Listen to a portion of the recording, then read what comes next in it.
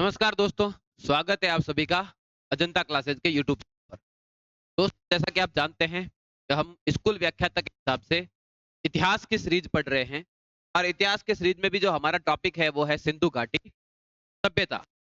और पिछली क्लास अगर आपने नहीं देखी है तो एक बार देख लेनी है, क्योंकि पिछली क्लास हमने सिंधु घाटी सभ्यता के बारे में कुछ महत्वपूर्ण महत्वपूर्ण बातें कर ली थी।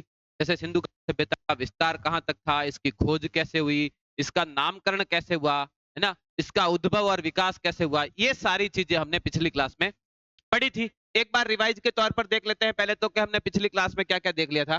तो देखिए, पिछली क्लास में मैंने एक वह बताया था आपको कि हम इस क्लास में क्या क्या पढ़ने वाले हैं, है ना। तो वो उसके बाद में अपन ने क्या बात की कि सिंधु घाटी सभ्यता की खोज कैसे हुई। तो लगभग लगभग एक 100 साल का टाइम पीरियड लगता है। जो शुरुआत कहां से होती है, चार्ल्स मैसन से, जिसका वास्तविक नाम था जेम्स लुइस। 1826 से ये प्रोसेस शुरू होता है और कहां पर जाकर खत्म होता है, 1921 में, जब जॉन मार्शल के काल में दयाराम साहनी ने क्या किया था, हड़प्पा नगर को खोजा था। फिर हमने क्या बात कर ली थी कल की क्लास में कि सिंधु घाटी सभ्यता का नामकरण जो है, ये नामकरण को लेकर किस किस विद्वान ने क्या कहा और फाइनली हमने किस नाम को स्वीकार किया। और अभी जो वर्तमान में सबसे ज्यादा प्रचलित नाम है वो है हड़प्पा सभ्यता। और वो हड़प्पा सभ्यता नाम क्यों स्वीकार हुआ, ये भी मैंने आपको बताया था, क्योंकि जो पहला स्थल मिलता है उसके हिसाब से इसका नाम हड़प्पा सभ्यता। इसके बाद हमने बात कर ली थी कि सिंधु घाटी सभ्यता का विस्तार कहां तक था, इसका क्षेत्रफल कितना था और इसकी आकृति कैसी थी। ये सारी की सारी बात हमने कर ली थी। इसके बाद मित्रों हमने और क्या बात की थी, तो और हमारी बात हुई थी कि सिंधु घाटी सभ्यता का विस्तार को लेकर और थोड़ा सा डिस्क्राइब करने का, कि लगभग लगभग 1400 किलोमीटर ऊपर से नीचे, उत्तर से दक्षिण और पूर्व से पश्चिम 1600 किलोमीटर में, लगभग लगभग 15 लाख वर्ग किलोमीटर में यह फैली हुई थी। इसके बाद हमने क्या बात की थी, इसके बाद हमने बात की थी कि सिंधु घाटी सभ्यता का काल का निर्धारण किस हिसाब से हुआ है। तो मार्शल ने अलग काल बताया, मैके ने अलग काल बताया, तो स्वरूप ने अलग काल बताया, सीजे गैड ने अलग काल बताया, व्हीलर ने अलग काल बताया। जबकि डी अग्रवाल का जो कालखंड है C14 वैज्ञानिक पद्धति के आधार पर ये सबसे व्यवस्थित माना जाता है 2300 ईसा पूर्व से 1750 ईसा पूर्व के बीच। उसके बाद हमने क्या बात की थी मित्रों कि सिंधु घाटी सभ्यता का उद्भव कैसा हुआ था, यहाँ पर कौन कौन सी प्रजातियां मिली है और इसको लेकर कौन कौन से विद्वानों ने क्या क्या मत दिए हैं, क्या क्या तर्क दिए हैं। आज हमें बात करनी है सिंधु घाटी सभ्यता का नगर नियोजन।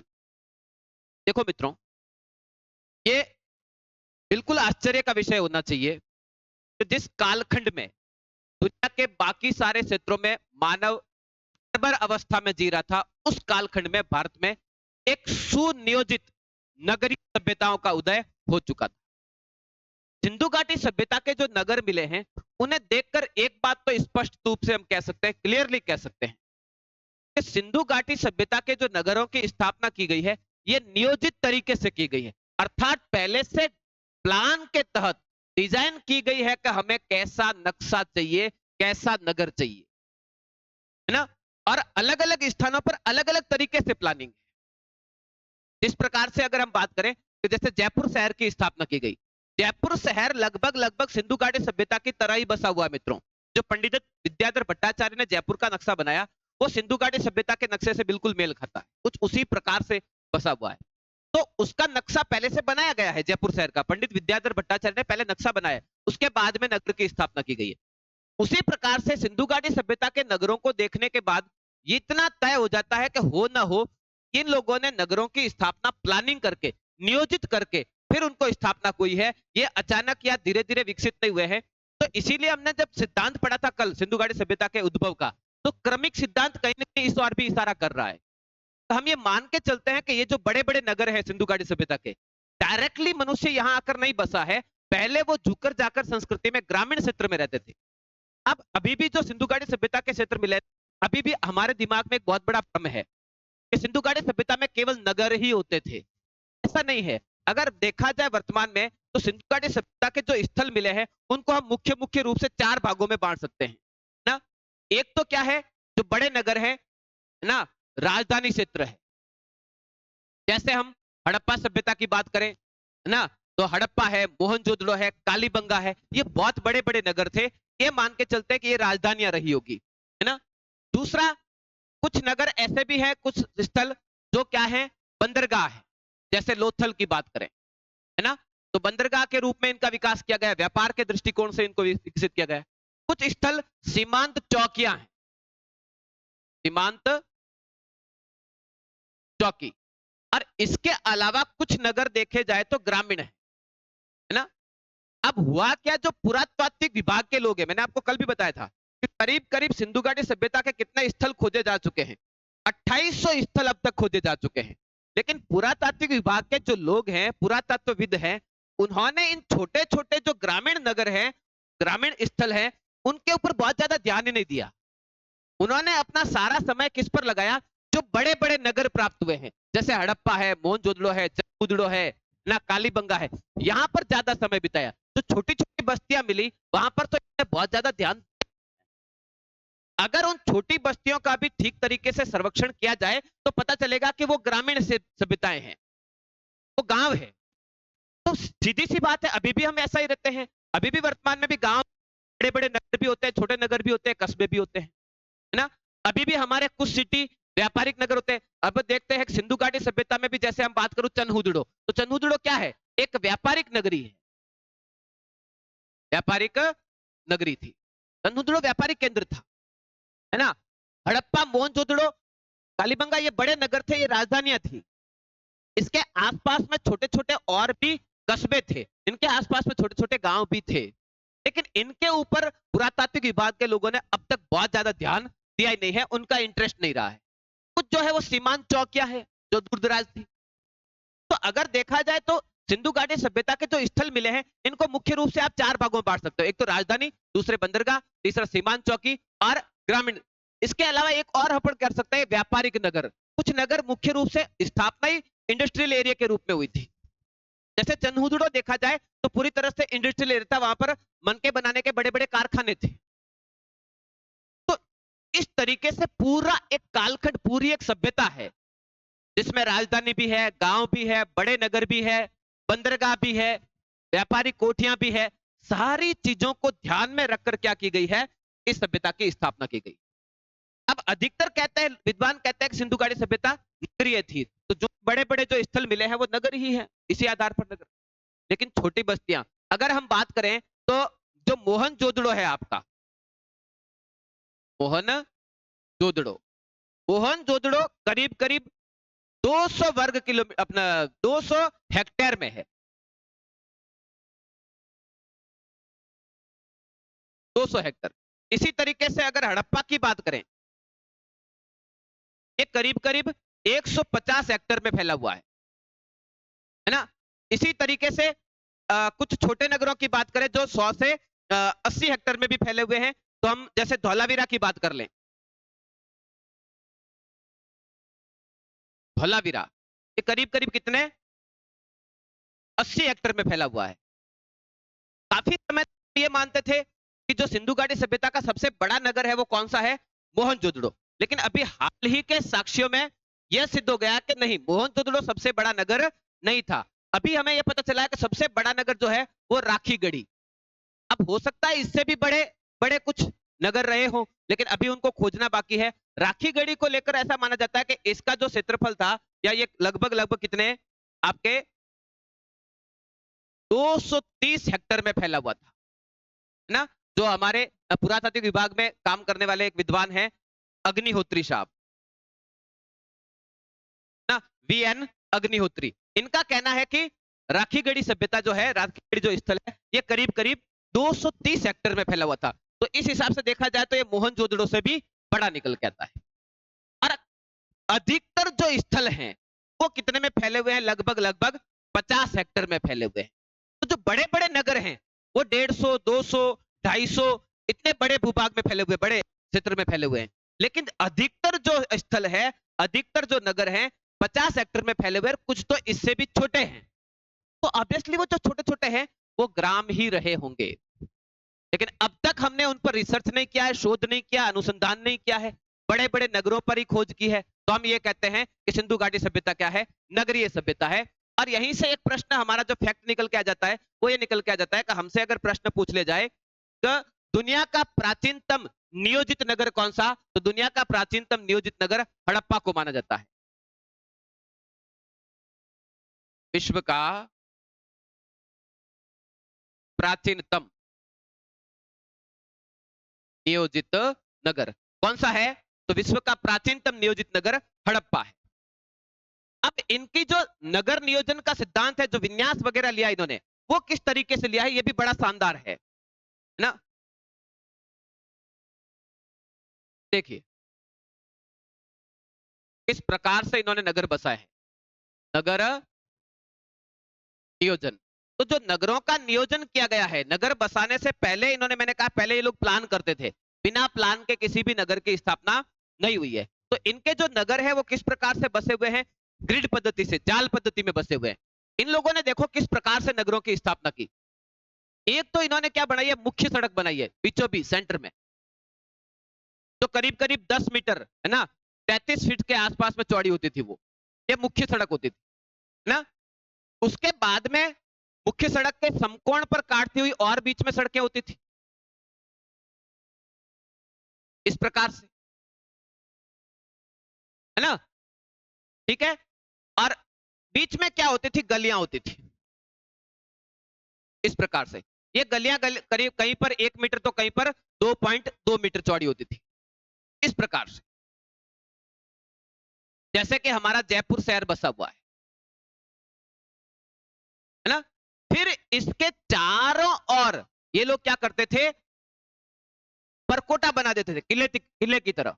चारों ओर क्या बना हुआ है, मजबूत परकोटा बना हुआ है, ठीक उसी प्रकार से जैसे जयपुर शहर के चारों ओर क्या बना हुआ है, परकोटा बना हुआ है, जिसको हाल ही में यूनेस्को द्वारा विश्व विरासत सूची में भी शामिल किया। ये क्या बना हुआ है, परकोटा बना हुआ है इस प्रकार से। और यहां पर मुख्य द्वार होता था ना, इस प्रकार से। इस प्रकार से नगरों की स्थापना हुई। जो मुख्य सड़क है वो कितने मीटर की है, 10 मीटर चौड़ी है। फीट में कन्वर्ट करेंगे तो करीब करीब 33 फीट के आसपास हो जाती है। और जो ये गलियां है, ये है कहीं पर 2 मीटर, कहीं पर 2.2 मीटर, और कुछ छोटे नगरों में हम देख रहे हैं कि 1 मीटर के भी है इस प्रकार से। अब इन लोगों ने एक चीज और बड़ी कमाल की है, देखो ध्यान दो। इन लोगों के जो मकान बने हुए थे, उन मकानों की बड़ी एक खास बात थी कि इनके जो मकान बने हुए थे, इन मकानों के जो द्वार होते थे वो इधर गलियों में खुलते थे। मुख्य सड़क पर कभी भी मकान का दरवाजा नहीं होता था। ऐसा क्यों होता था कि मुख्य सड़क पर मकान का दरवाजा नहीं होता था? कई बार लोग कहते हैं कि धूल मिट्टी उड़ती होगी, बड़ी बड़ी गाड़ियां दौड़ती होगी, है ना। अरे इतना ज्यादा कहां गाड़ियां, कोई ट्रकें थोड़ी दौड़ रही होगी, है ना। सिंधु घाटी सभ्यता के लोग एक तो प्राइवेसी को लेकर बड़े सजग थे, ध्यान रखना ना। और दूसरा, इन लोगों के मकान ज्यादातर जो बने हुए हैं वो एक तो गलियों के अंदर रास्ते खुल रहे हैं और उनमें खिड़कियों भी की भी कमी है। तो इसमें दो बातें निकल के आ रही, एक तो प्राइवेसी, दूसरा संभवतः उस जमाने में भी गर्मी बहुत होती होगी, लू बहुत ज्यादा चलती होगी। तो ऐसे में जो मुख्य मार्ग है वहां से तेज हवाएं चल रही है, तो मार्ग हमेशा घर का दरवाजा किस तरफ हो जाए, उल्टी दिशा में हो जाए और गलियों में खुलता रहे, और वो कम चौड़ी होती थी, तो वहां से फिर क्या हो जाती है, लू कम लगती है। यह एक बड़ा कारण हो सकता है। तो इन लोगों ने कितनी जबरदस्त तरीके से प्लानिंग करके आप देख पा रहे हैं नगरों की स्थापना की है। अब जो नगर हैं, अधिकतर नगर हम जहां पर भी कोई भी सभ्यता उठाकर देख रहे हैं, चाहे वो सिंधु घाटी सभ्यता में आपका हड़प्पा हो, चाहे आप मोहनजोदड़ो हो, चाहे कालीबंगा हो, अधिकतर जगह हम देखते हैं दो टीले प्राप्त हुए। एक छोटा टीला है और दूसरा बड़ा टीला ना। अपनी दिशा को लेकर करते हैं, ये हो गया नॉर्थ, ये हो गया साउथ, ये हो गया ईस्ट, और ये हो गया वेस्ट। तो छोटा टीला होता था वो थोड़ा ऊंचाई पर होता था, और ये हमेशा किस दिशा में होता था, पश्चिम दिशा में। और दूसरा बड़ा टीला होता था, ये कौन सी दिशा में, पूर्व दिशा में। इसको कहा जाता है गड़ी क्षेत्र। क्या कहा जाता है, गड़ी क्षेत्र। और इसको कहा जाता है रिहायशी क्षेत्र, रिहायशी क्षेत्र। अब चूंकि ये तो दुर्ग ही था, तो इसके चारों ओर तो मजबूत परकोटा, मजबूत दीवार बनी होती थी। लेकिन सिंधु घाटी सभ्यता की एक बड़ी विशेषता है कि जो रिहायशी क्षेत्र है, अधिकतर स्थलों में वहां पर भी क्या है, मजबूत दीवार बनी हुई है ईंटों की। अधिकतर जगह पर पक्की ईंटों का प्रयोग हुआ है, केवल कालीबंगा को छोड़कर। कालीबंगा में कैसी ईंटें हैं, कच्ची ईंटें। ज्यादातर जगह जो भी सभ्यता खोजी गई है उसके दो पार्ट है, एक पार्ट में गढ़ी क्षेत्र है, दूसरा रिहायशी क्षेत्र है। यहां पर आम जनता रहती होगी, इस क्षेत्र में जो थोड़ा नीचे होता था, और ऊपरी हिस्से में ये मान के चलते हैं कि जो प्रशासनिक इकाई होती थी। अब प्रशासनिक इकाई में राजा होता था, पुरोहित होता था, गणतंत्र था, क्या था ये हम नहीं जानते हैं, है ना। कौन होते थे इसको लेकर अभी भी विद्वान स्पष्ट रूप से नहीं कह सकते, लेकिन कुछ ना कुछ था जरूर, इसमें तो कोई डाउट नहीं है। इतनी अच्छी व्यवस्था बिना किसी प्रशासनिक इकाई के पॉसिबल ही नहीं है, तो कुछ ना कुछ था जरूर, क्या था ये अभी हम निश्चित तौर पर नहीं कह पाएंगे, है ना, लेकिन था जरूर, ये तो बात तय है। तो अधिकतर स्थानों पर देखा गया कि जो सिंधु घाटी सभ्यता है वो मुख्यतः कितने भागों में बटी हुई है, दो भागों में। एक कौन सा, गढ़ी क्षेत्र, दूसरा कौन सा, रिहायशी क्षेत्र। लेकिन मित्रों ध्यान रखना है कि जो धौलावीरा एक ऐसी सभ्यता है जो इसका अपवाद है ना।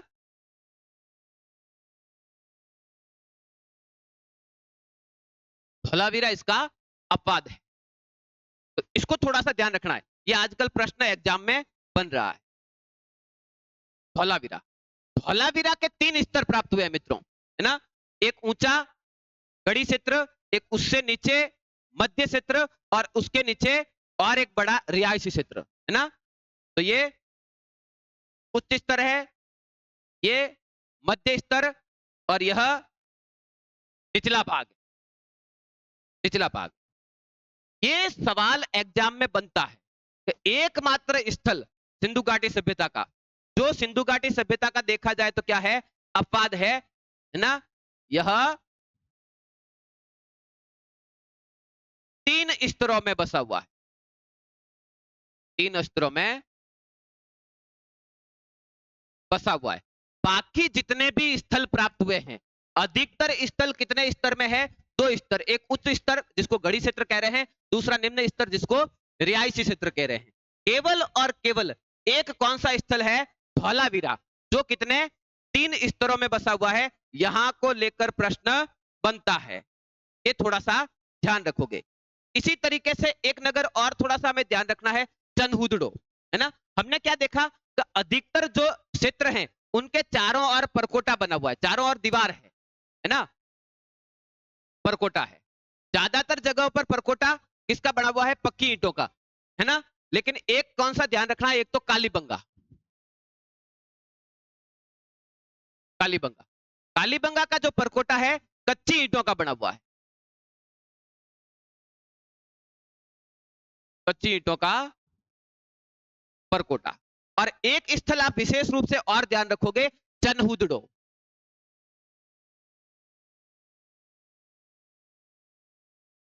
चनहुदड़ो। चनहुदड़ो की क्या खास बात है, तो चनहुदड़ो में परकोटा है ही नहीं, बिना परकोटे का स्थल है ये, इसके चारों ओर दीवार नहीं बनाई गई थी ना, इसके चारों ओर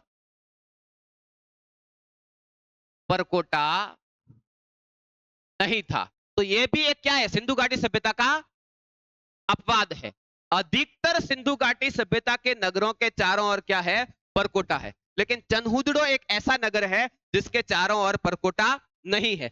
इसका एक बड़ा कारण भी हो सकता है, मैंने आपको पहले ही कहा कि चनहुदड़ो क्या रहा है, एक व्यापारिक नगर रहा है, इंडस्ट्रियल एरिया रहा है। हो सकता है कि सिंधु घाटी सभ्यता के लोगों ने जो अपने नगरों के रिहायशी क्षेत्र और गढ़ी क्षेत्र दोनों के और परकोटा बनाया, इसके 2 ही कारण हो सकते हैं। पहला कारण तो क्या हो सकता है, सुरक्षा की दृष्टिकोण से, दूसरा कुछ विद्वान कह रहे हैं कि बाढ़ से बचने के लिए ऐसा करते होंगे, दोनों ही कारण हो सकते हैं, है ना। चनहुदड़ो में संभवतः ये दोनों समस्याएं नहीं रही होगी, बाढ़ आने की संभावना नहीं रही होगी, और दूसरा चूंकि चनहुदड़ो एक व्यापारिक नगर है, तो हो सकता है कि हमेशा लोगों ने इसका सम्मान किया हो कि भाई ये तो एक व्यापारिक नगर है, यहाँ पर व्यापारी रहते हैं, यहाँ पर बिजनेस होता है जिसकी सभी को जरूरत है, तो इस पर संभव है कि किसी हमले का डर ही ना हो। ये भी एक बड़ा कारण हो सकता है। कई बार क्या हो जाता है कि प्राचीन काल में हम इस बात का ध्यान रखते थे, हम ना वैदिक सभ्यता में भी हम ऐसा देखेंगे कि जब युद्ध भी होते थे, तो युद्ध के समय हालांकि सिंधु घाटी सभ्यता के लोगों के बारे में अधिकतर विद्वान का मानना है कि ये लोग शांतिप्रिय लोग थे, युद्ध वगैरह नहीं करते थे, लेकिन जो इनकी संरचना मिल रही है दुर्गों की और की, उससे ये बात तो तय है कि इनको हमले का डर तो था कि कोई ना कोई ना कोई हमला तो हो सकता है, अन्यथा फिर परकोटा बनाने की आवश्यकता नहीं रहती, तो हमले का डर तो रहा ही होगा।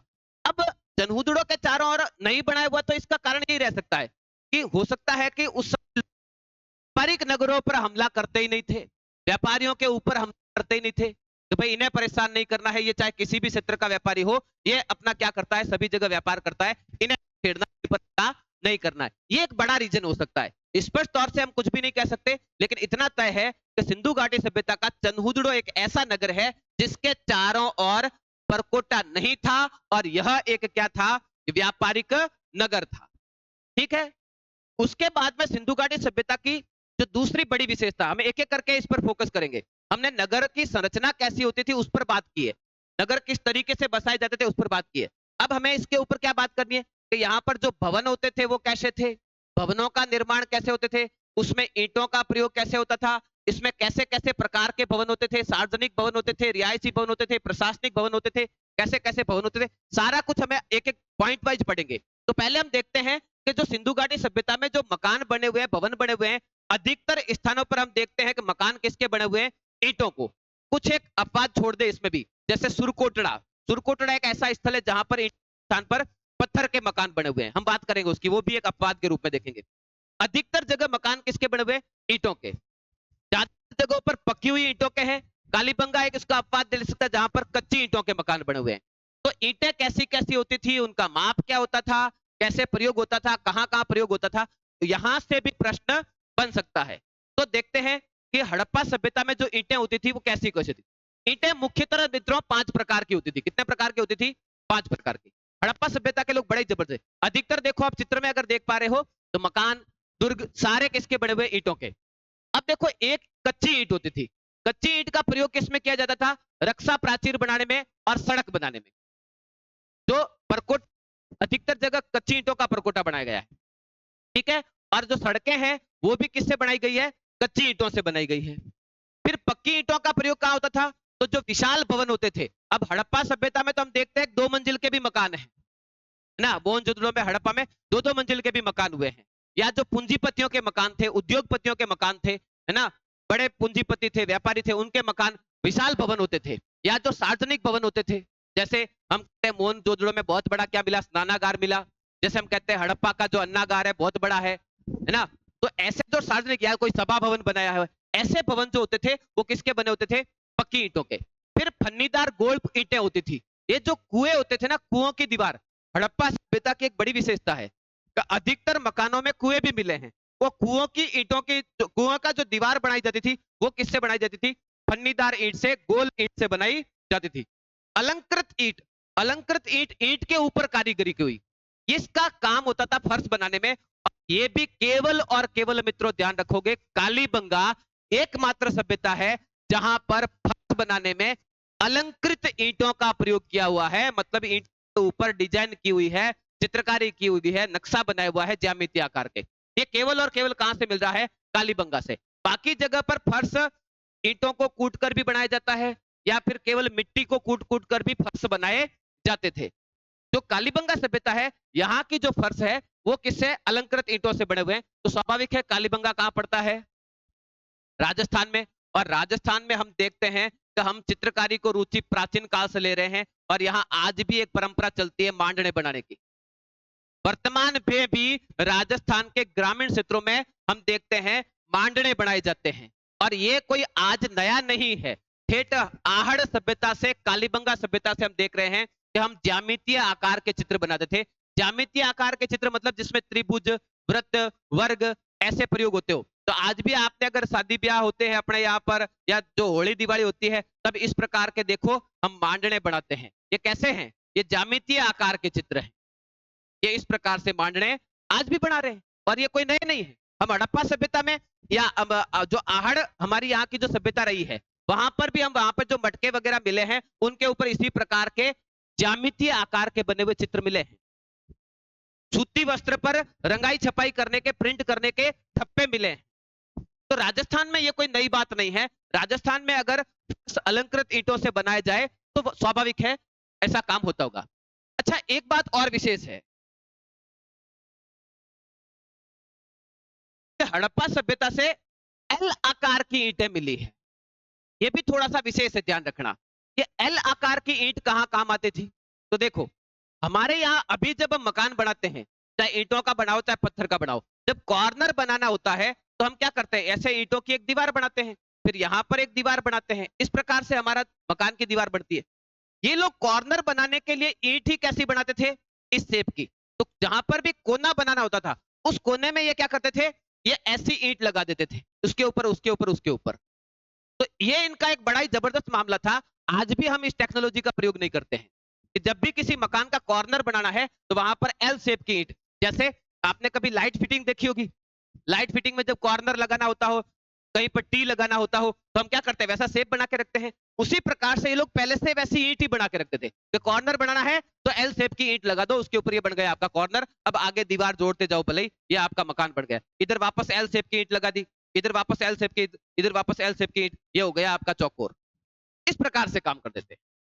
ये बहुत ही जबरदस्त काम था इनका। अब दूसरा जो हमारा टॉपिक बनता है वो ईंटों का आकार कैसा होता था ना। तो देखो ईंटों के आकार का जो अनुपात तो है वो तो सेम ही है सब जगह, 1:2:4 है ना। सामान्य ईंट होती थी जो जनरली सबसे ज्यादा प्रयोग होती थी भवन बनाने में, उसकी साइज क्या होती थी, उसकी साइज होती थी 27.94:13.97:6.35। और सबसे बड़ी जो ईंट मिली है उसका अनुपात क्या है, उसका अनुपात है 51.43:26.27:6.35 ये सबसे बड़ी ईंट कहां से मिली है, मोहनजोदड़ो से, मोहनजोदड़ो से।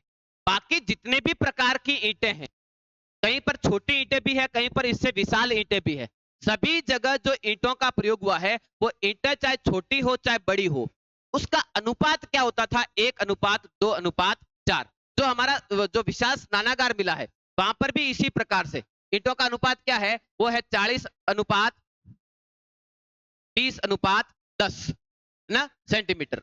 ये सारा सेंटीमीटर में ध्यान रखना। इस प्रकार से ईंटों का अनुपात लिया गया है। ये प्रश्न छोटे एग्जाम में बनता है कि सिंधु घाटी सभ्यता में जो ईंटों का हुआ उन ईंटों का अनुपात क्या था, तो ईंटों का अनुपात था 1:2:4। अब जो अगला हमारा टॉपिक होता है कि जो भवन निर्माण होता था इन लोगों का।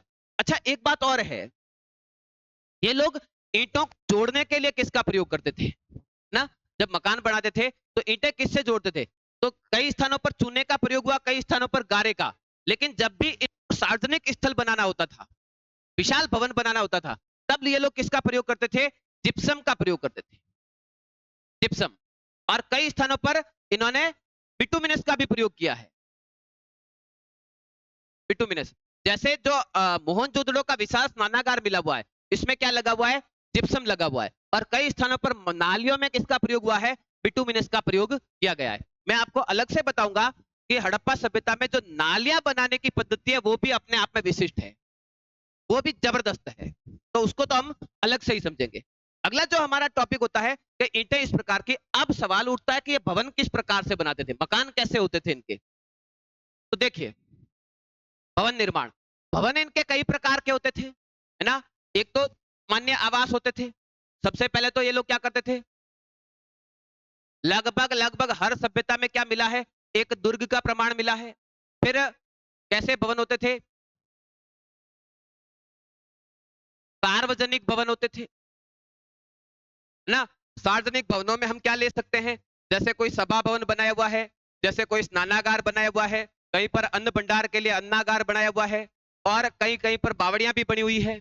तो ये इसको हम किस में रख लेते हैं, सार्वजनिक भवन में। इसके अलावा इनके कुछ सामान्य भवन होते थे, इसमें आम जनता रहती थी। इसके अलावा इन लोगों ने क्या किए हैं, बंदरगाह भी बनाए हैं, जैसे लोथल से बहुत बड़ा गोदीबाड़ा मिला है।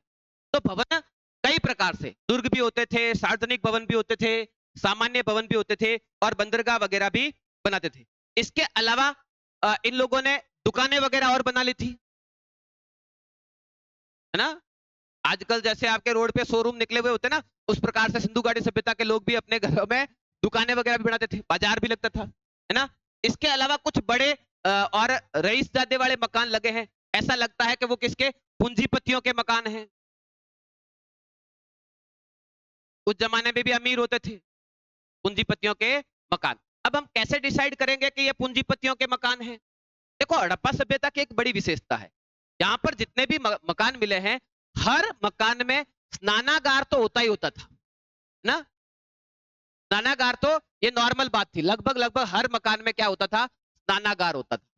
लेकिन कुछ मकान ऐसे मिले हैं जिसमें शौचालय भी बने हुए हैं और वेस्टर्न पद्धति के शौचालय बने हुए हैं। अब देखो कितनी मजेदार बात है। और कुछ मकान ऐसे हैं जिसमें अटैच लेटबाथ है, कमरे के अंदर एक कोने में, जहां पे गली होती थी उस गली में, जैसे अपने के मकान है और ये मकान में जैसे ये गली है, इस कोने में इनके अटैच लेटबाथ होते थे। तो जिन मकानों में अटैच लेटबाथ मिले हैं और किस पद्धति से, वेस्टर्न सिस्टम के मिले हैं, तो ऐसी स्थिति में यह अनुमान लगाया जाता है कि भाई इन लोगों का जो व्यापार था वो कहां तक था, ठेठ मेसोपोटामिया तक। तो वहां से इन लोगों ने ये चीजें सीखी होगी।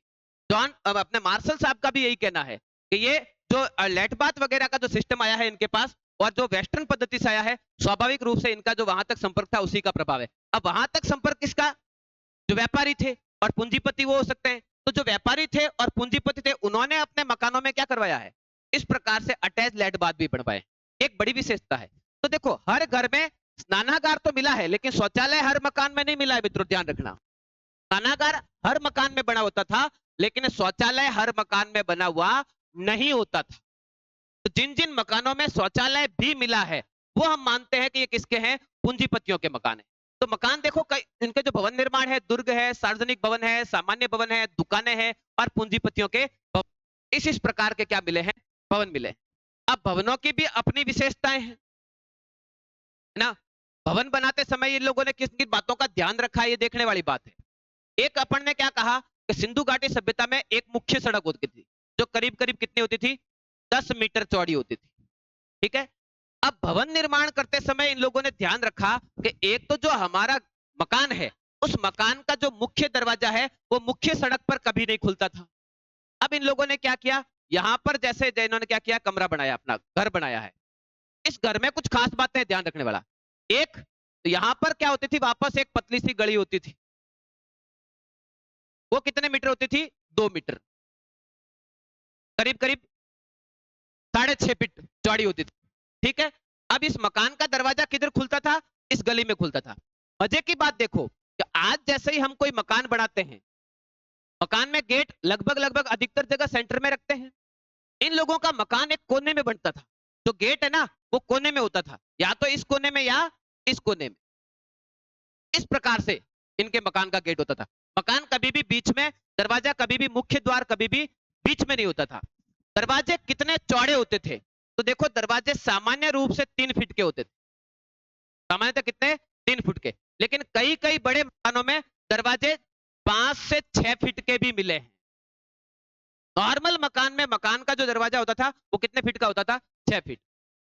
अब एक अगर मोहनजोदड़ो को छोड़ दिया जाए ना, जो मोहनजोदड़ो सभ्यता है, मोहनजोदड़ो सभ्यता में क्या हुआ है कि मकान में खिड़कियां बनी हुई है। मोहनजोदड़ो में क्या है, खिड़कियां है। मोहनजोदड़ो को छोड़कर बाकी जितनी भी सभ्यताएं हैं उनमें बड़ी विशेषता यह है कि मकान में ये लोग क्या नहीं करते थे, खिड़कियां नहीं रखते थे। अब इसका कारण मैं आपको पहले ही बता चुका हूं कि सिंधु घाटी सभ्यता में लोग अपनी प्राइवेसी को लेकर बड़े सजग थे। इसका सीधा सीधा कारण क्या था, प्राइवेसी, है ना।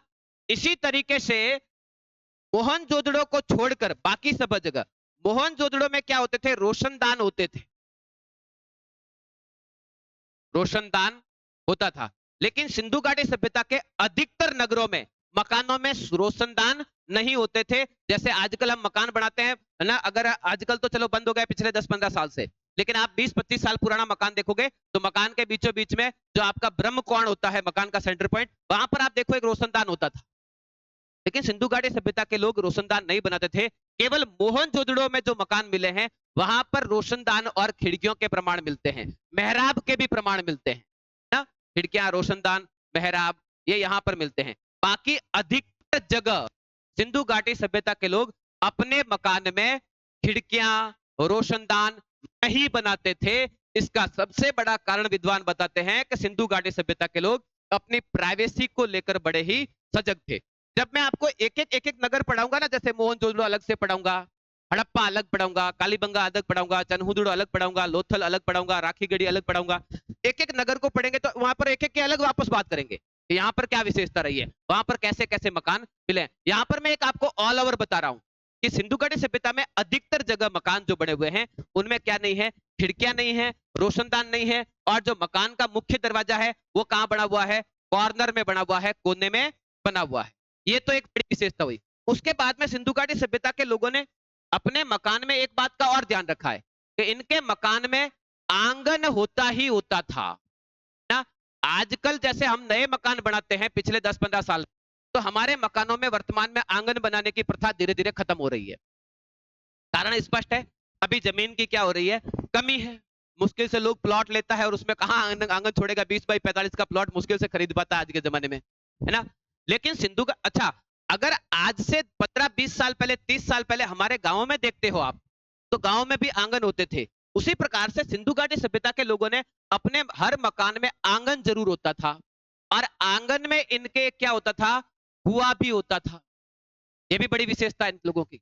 ठीक है, जो मकान बनाया गया, मकान में इनकी नालियों का तो गजब ही सिस्टम था। ठीक है, प्रत्येक मकान में 2 प्रकार की नालियां होती थी। ये बड़े ही आश्चर्य की बात है मित्रों, ध्यान रखना। मकान में नालियां कितनी होती थी, नालियां कितने प्रकार की, नालियां 2 प्रकार की होती थी। ठीक है, एक तो वो नालियां होती थी जिसमें गंदा पानी रिस रहा होता था, और दूसरी वो नाली जिससे बारिश का पानी निकलता था, बरसात का पानी। कितने आश्चर्य की बात है कि इन्होंने मकान में 2 अलग अलग नालियां बना रखी थी। एक वो नाली होती थी जिसमें से गंदा पानी, जैसे आपका जो शौचालय का पानी है, या स्नान का पानी है, स्नानागार का पानी, या रसोई का पानी। ठीक है, अब इसमें भी इनके 2 सिस्टम है, ध्यान देना। कितना जबरदस्त काम कर रखा है इन्होंने, देखना। मकान में से नाली निकलती है, और वो नाली हर मकान में से निकलती है, और फिर आगे जाकर क्या होती है, एक मुख्य नाली होती है। वो सभी नालियां जाकर किस में जुड़ जाती है, इस मुख्य नाली में जाकर जुड़ जाती है। अब ये मुख्य नाली कैसे बनाते थे ये लोग, देखो। जो मुख्य नाली होती थी वो कुछ इस प्रकार की होती थी, इस प्रकार चली, उसके बाद में खड्डा आता था।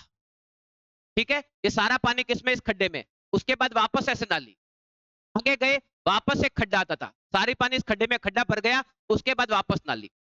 ये जो खड्डा आया है, इसमें जो पानी भर गया है, ये खड्डा किस लिए होता था, ये खड्डा होता था कचरा जमा होने के लिए।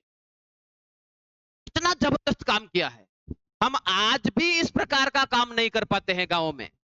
वैसा काम इन्होंने उस जमाने में कर रखा था कि पहले तो मकान, मकान में से क्या होगा, गंदा पानी निकलेगा, वो क्या करेगा, इस मुख्य नाली में आएगा। अच्छा, बारिश के पानी के लिए तो सिस्टम ही पूरा अलग है। ठीक है, ये लोग वाटर हार्वेस्टिंग पद्धति से भी परिचित थे, वो क्या होती थी बाद में बताते हैं। यहां से ये पानी निकलेगा, इस खड्डे में जाएगा, इसमें कचरा, कचरे में से जब ये भर जाएगा, फिर पानी आगे जाएगा, कचरा यहाँ पीछे रह जाएगा, और समय समय पर इस कचरे को क्या कर देंगे, साफ कर देंगे। जो मुख्य नालियां होती थी उनको ये पक्की ईंटों से ढकते भी थे ना, जैसे आजकल अपने नाला होता है ढका हुआ अंडरग्राउंड, कुछ उसी प्रकार से। और जहां पर 2 मंजिले मकान है, देखो जबरदस्त, कितने, 2 मंजिल के मकान हैं, वहां पर कितना जबरदस्त काम किया है। 2 मंजिला मकान में इनकी जो नाली होती थी वो अंडरग्राउंड होती थी, दीवार के भीतर। आज भी हमारे मकानों में आप देखो, पूरा मकान बना दिया और नाला अपन बाहर से ऐसे सीधा सीधा ऊपर से नीचे पाइप उतार रहे होते हैं। इनके दीवार के भीतर, जैसे ये दीवार है, इसके भीतर इन्होंने क्या कर रखा है, टेराकोटा की, यानी कि ईंट अपनी मिट्टी की बना दी, और मिट्टी को बनाने के बाद उसको पका दिया, है ना।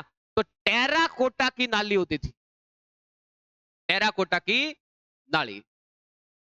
अधिकतर जगहों पर यही मामला है। कालीबंगा में मामला और भी जबरदस्त है। कालीबंगा के लोगों ने नालियां बनाने के लिए ईंटों का प्रयोग नहीं किया, इन्होंने किसका प्रयोग किया, कालीबंगा के लोगों ने नाली बनाने के लिए लकड़ी का प्रयोग। लकड़ी ले ली बड़ी सी, और बड़ी सी लकड़ी जो तना होता था पेड़ का, वो लेते थे, और फिर इसको अंदर से क्या कर देते थे, खोखला कर देते थे, और फिर आगे से आगे इसको जोड़ते थे, जैसे पाइप को जोड़ते हैं, इस प्रकार से। इस प्रकार से कालीबंगा सभ्यता के लोग नालियां इस प्रकार से बनाते थे, लकड़ी से लकड़ी पाइप की तरह बनाकर उसको जोड़कर। कितना शानदार इन्होंने काम कर रखा है और कितनी व्यवस्थित तरीके से अंडरग्राउंड नालियां बना रखी थी इन लोगों ने ना। 2 मंजिले मकान में नाली हमेशा क्या होती थी, दीवार के भीतर होती थी और वो किसकी बनी होती थी, टेराकोटा की बनी होती थी। इतना जबरदस्त तरीके से काम हम आज भी हमारे नगरों में, हमारे घरों में नहीं कर पाते हैं। ठीक है, अब देखो ध्यान देने वाली बात क्या है कि हमने देखा कि अधिकतर जगह हमने कहा कि मकान के अंदर खिड़कियां नहीं है, लेकिन 2-3 स्थल आप ध्यान रख सकते हो। एक तो मोहनजोदड़ो, एक लोथल एक सभ्यता है गुजरात में। लोथल में अच्छी खासी खिड़कियां बनाई गई है।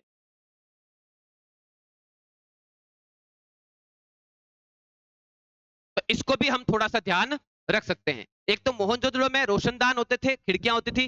दूसरा, लोथल में क्या होती थी, खिड़कियां होती थी। ये भी हमें थोड़ा सा ध्यान रखना है। थोड़ा सा पानी पी ले, लगातार बोलते हैं ना।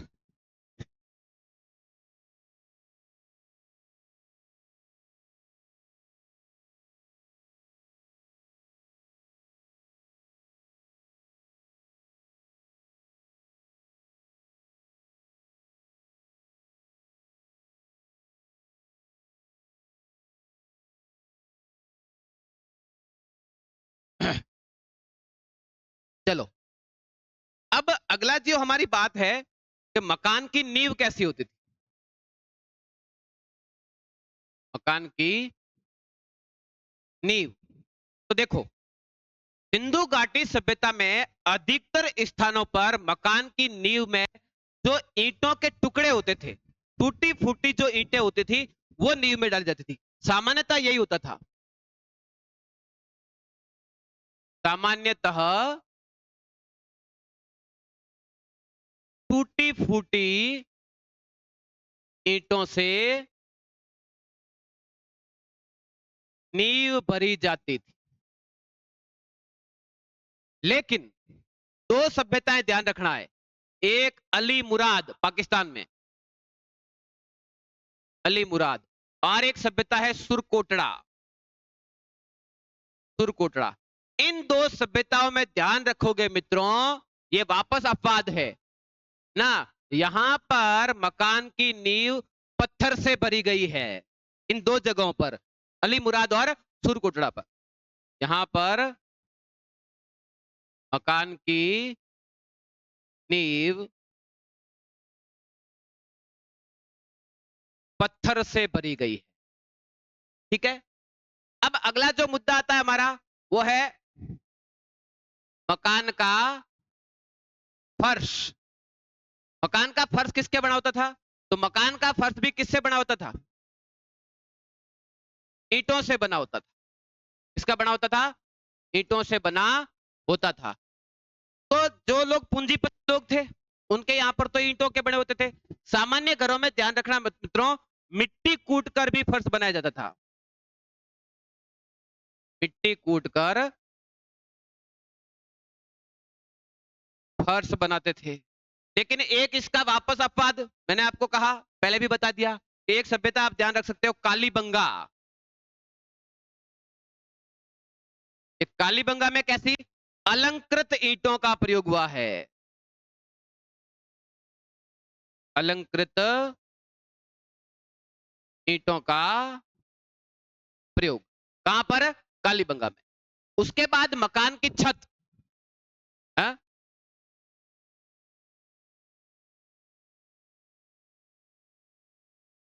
मकान की छत कैसे बनी होती थी, तो देखो मित्रों, मकान की छत बनाने के लिए लोग किसका प्रयोग करते थे, मकान की छत हमेशा किसकी बनी होती थी, लकड़ी की बनी होती थी, है ना। ये लोग क्या करते थे, जो पूंजीपति थे, बड़े लोग थे, उनके पास में तो बड़े बड़े लकड़ी के पाटे होते थे, वो उससे काम करवा देते थे, है ना। और विशेष रूप से जब 2 मंजिल का मकान बनाता था, और जो सामान्य लोग थे, ये लोग ऐसे लकड़ी के क्या बनाते थे, गठरिया बनाते थे, और फिर उसे क्या करते थे, बांध देते थे डोरियों से, है ना। और फिर उसको क्या कर देते थे, छत की तरफ बिछा देते थे, और इसके ऊपर क्या डाल देंगे, मिट्टी डाल देंगे। अगर देखा जाए ना, तो ये कोई अलग बात नहीं है। अगर आप लोग राजस्थान से ताल्लुकात रखते हैं और जोधपुर के आसपास से ताल्लुकात रखते हैं, तो आज से 30-40 साल पुराने मकान अगर देखो तो ये अपने कच्ची ईंटों की दीवार बनाते थे, छत पर ऐसे ही लकड़ियां बांधी जाती थी, उसके ऊपर एक पौधा होता था जिसको बोलते खीपड़ा। क्या बोलते थे? ये खीपड़ा डाल दिया जाता था और इसके ऊपर ये मुड्डा डाल दिया जाता था ना, जो लाल मिट्टी होती है ना मुड, वो डाल देते थे। ये 30-40 साल पहले ऐसा होता था हमारे राजस्थान में। और जो हड़प्पा सभ्यता है उसमें भी मकान कुछ इसी प्रकार से बने हुए, छत ना, इसी प्रकार के छत बना रखे हैं, तो कोई नया नहीं है। और 2 मंजिल के मकान में लकड़ी के पाटे होते थे, लकड़ी के पाटों का प्रयोग होता था। तो इस प्रकार से क्या होते थे, हम मकान की छत बनाते थे। तो कितना जबरदस्त काम किया है और किस तरीके से काम किया है, हमारे सोच से परे है ये बातें। ठीक है, अब इनकी जो नालियों का प्रबंधन है, मैंने आपको बताया कितना जबरदस्त था इनका नालियों का प्रबंधन। इतना जबरदस्त प्रयोग तो आज भी हम लोग नहीं कर पाते हैं। अच्छा, ये लोग नालियों के प्रबंधन में मैंने आपको बताया कि एक और सिस्टम से परिचित थे, वाटर हार्वेस्टिंग सिस्टम ना, वाटर हार्वेस्टिंग सिस्टम। ये वाटर हार्वेस्टिंग सिस्टम क्या होता था कि देखो कुछ मकानों में तो अपने जो नालियां बनी हुई थी जो मैंने आपको पहले बताया था उस प्रकार से, लेकिन वाटर हार्वेस्टिंग सिस्टम में क्या होता था कि जो इनका मकान होता था ना, उस मकान में ये लोग पानी को क्या करते थे, संग्रहित करते थे। किस प्रकार से? ये बड़ा सा मकान है, मकान में क्या है, एक बहुत बड़ा आंगन है, ये लोग आंगन में एक बहुत बड़ा खड्डा खोदते थे और खड्डा खोदकर उसके अंदर एक बहुत बड़ा मटका रख देते थे और इस मटके में छेद होते थे मित्रों, नीचे से ये कैसा होता था, छिद्रित होता था। अब जो मकान का पानी है, गंदा पानी है, ये गंदा पानी हो चाहे अच्छा पानी हो, ये निकलकर इस किस में जाता था, इस मटके में जाता था। ठीक है, अब इसमें क्या होगा, ये छिद्रित है तो पानी तो रिस कर क्या चला जाएगा, जमीन में चला जाएगा। इसका बड़ा फायदा ये होता है कि इससे आपका भूजल स्तर बना रहता है, जो वर्तमान में हमारी बहुत बड़ी एक समस्या हो रही है कि दिनों दिन हमारा भूजल स्तर क्या कर रहा है, नीचे सरक रहा है। इन्होंने इसको कंट्रोल करने के लिए जो मकानों का पानी होता था वो किसमें, इस मटके में छोड़ देते थे, कचरा तो इसमें जमा हो जाता था और पानी रिस कर किसमें चला जाता था, जमीन से। इससे हमारा जो जमीन का पानी का लेवल है ये बना रहता था। ये होती थी वाटर हार्वेस्टिंग सिस्टम। ये लोग इस कला में भी निपुण थे। बाकी जगह जहां पर यह प्रयोग नहीं होता था वहां पर हमने कैसी बना रखी है नालियां, कहीं पर लकड़ी की नालियां बना रखी है जैसा कि कालीबंगा सभ्यता में, कहीं पर ईंटों की नालियां, पक्की ईंटों की नालियां, और बहुत सी जगह पर तो हमने ये भी देखा है कि मुख्य नालियों को क्या किया गया है, वापस ढका भी गया है पक्की ईंटों से। इस प्रकार की नालियां, तो साफ सफाई को लेकर, ना जल की निकासी को लेकर ये लोग बड़े ही जबरदस्त तरीके से सजग रहे। ठीक है, अब अगर हम बात करें तो जो मकान की सड़कें हैं ना, वो किस प्रकार से है, तो मैंने आपको पहले ही कहा कि एक तो क्या होती थी मुख्य सड़क, आप अगर चित्र में देख पा रहे हो, है ना, जो करीब करीब कितनी 10 मीटर चौड़ी होती थी, मुख्य सड़क कितनी होती थी, 10 मीटर चौड़ी होती थी। और जो गलियां हैं वो इस प्रकार से अगर आप चित्र में देख पा रहे हैं, तो जो गलियों में जो बनी हुई थी सड़कें वो कितनी, गलियां वो 2.2 मीटर चौड़ी होती थी। इतना व्यवस्थित काम कर रखा है इन लोगों ने, इतना सिस्टमेटिक तरीके से इन्होंने सड़कें, कितनी सिस्टमेटिक तरीके से, कितनी चौड़ी चौड़ी सड़कें, आप देखो पूरा हाईवे बना रखा है इन लोगों ने एकदम सिस्टमेटिक तरीके से। और फिर मकान इस प्रकार से बना है कि उनके मुख्य दरवाजे मेन सड़क पर नहीं खुलते, गलियों में खुलते हैं, है ना। सड़क बनाने के लिए ईंटों का प्रयोग किया जाता था, सड़क बनाने के लिए ईंटों का प्रयोग किया जाता था।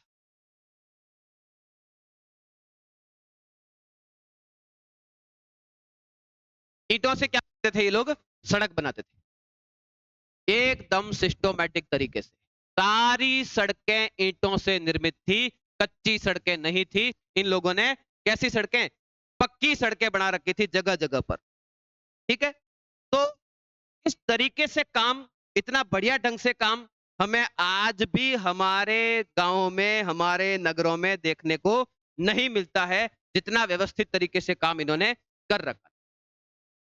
ठीक है दोस्तों, अगला जो हमारा टॉपिक है वो सिंधु घाटी सभ्यता के नगर नियोजन में कुछ प्रमुख प्रमुख सार्वजनिक स्थलों की बात करते हैं। जैसे स्नानागार हो गया, अन्नागार हो गया, उनके बारे में, सभा भवन हो गया, उनके बारे में बात करना है। लेकिन आज मुझे लगता है टाइम हो गया है, तो ये सारी बात हम अगले वीडियो में कर पाएंगे। अगर आपको क्लास अच्छी लग रही है, वीडियो अच्छा लग रहा है, तो मेरा आपसे निवेदन रहेगा वीडियो को अधिक से अधिक शेयर करें, अधिक से अधिक लोगों तक पहुंचाएं। तो अगली क्लास में हम पहले तो बात करेंगे जो सार्वजनिक स्थल है उनके बारे में। उसके बाद में हम मैंने आपको वेरी फर्स्ट जो डायग्राम में बताया था उसी तरीके से पढ़ने का प्रयत्न करेंगे। हमारा अभी जो टॉपिक चल रहा है वो नगर नियोजन ही चल रहा है। सार्वजनिक नगर जैसे ही खत्म हो जाएंगे, उसके बाद में हम सिंधु घाटी सभ्यता में जो धर्म था वो क्या था, सिंधु घाटी सभ्यता की राजनीतिक जीवन क्या था, सिंधु घाटी सभ्यता का सामाजिक जीवन कैसा था, आर्थिक जीवन कैसा था। इसके बाद हम प्रमुख प्रमुख स्थल पढ़ेंगे, जो धौलावीरा है, लोथल है, जो अपना हड़प्पा है, मोहनजोदड़ो है, चंदहुदड़ो है, सारे कौन कौन सा स्थल कहाँ से थे, किसने खोजा है, किस नदी के किनारे है, वर्तमान में उसकी लोकेशन क्या है, वहां से क्या क्या मिला है, ये सारा पढ़ेंगे। और अंत में जाकर हम बात करेंगे कि सिंधु घाटी सभ्यता का पतन कैसे हुआ। तो आज के लिए इतना ही मित्रों, मिलते हैं अगली क्लास में। तब तक के लिए धन्यवाद।